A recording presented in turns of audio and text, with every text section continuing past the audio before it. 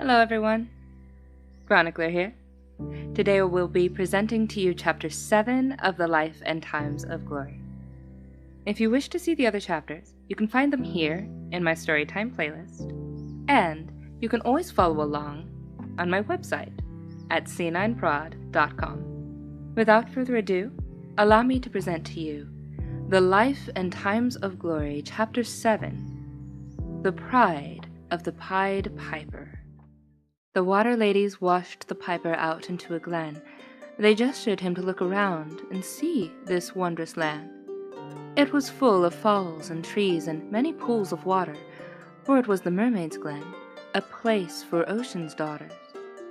This place once traveled through the air, and our sisters who lived up there had scales of silver, blue, and white, and splashed in rays of purest light.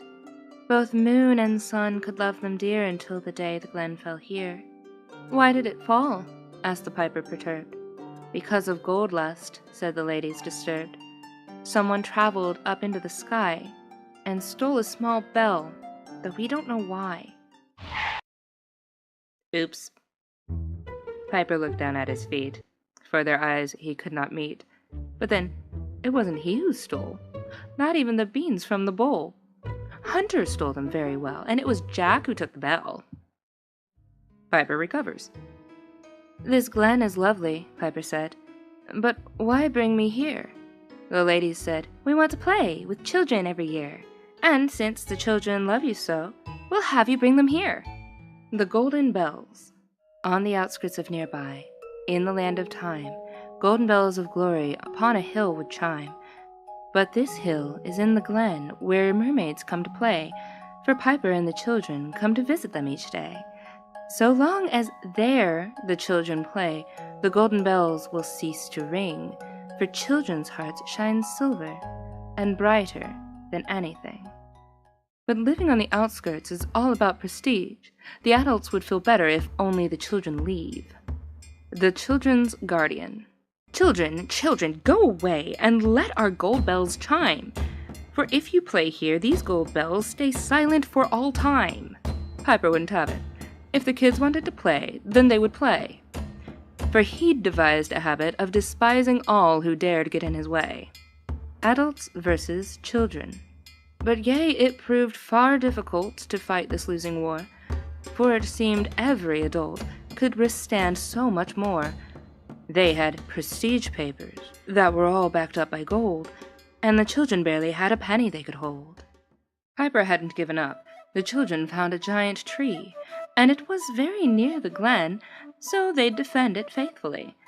Stationing themselves, the adults swarmed around the glen. Yet they couldn't do much else, so they could not get in. So, up in the tree, the children would play, and hope the adults would not get in their way. Winter's chill.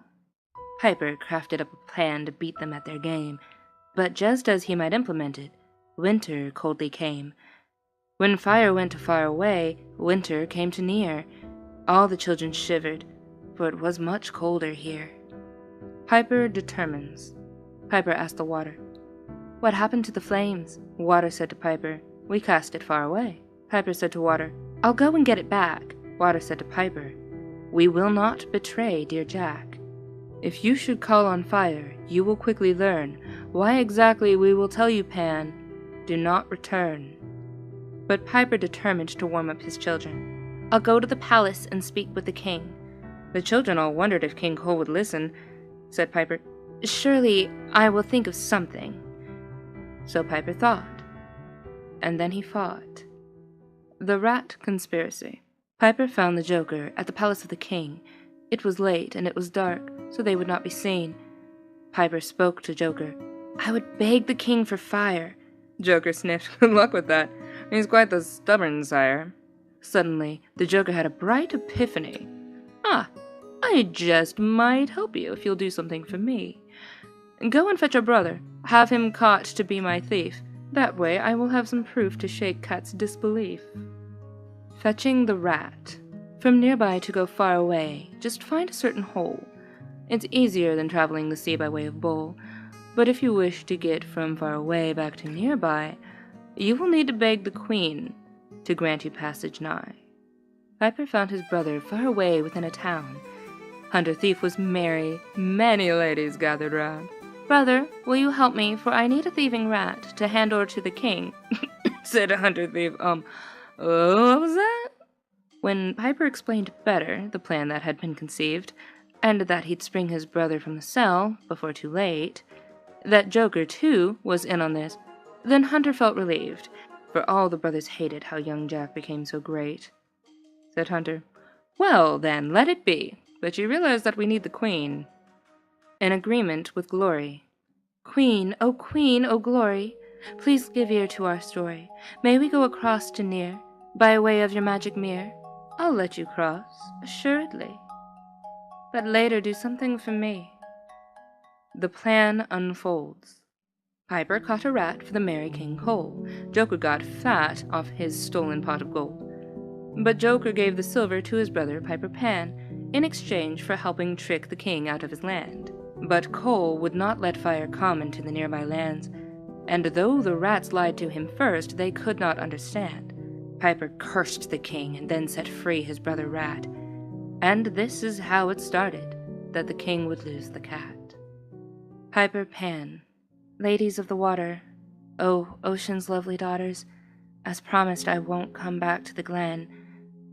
But if I may ask this, that you grant a simple wish, this silver, will you take it to the children? We do not suffer fire, so we will not suffer you. But to aid our lovely children, this is something we shall do. Then I most humbly thank you. Piper left for far away, to wait for Cole's accursed day. So Piper thought, and then he fought. But how now does it seem for naught? The end of Chapter 7. Thank you so much for listening. I look forward to reading to you Chapter 8, Jack the Ripper, next week. Stay gorgeous, peeps.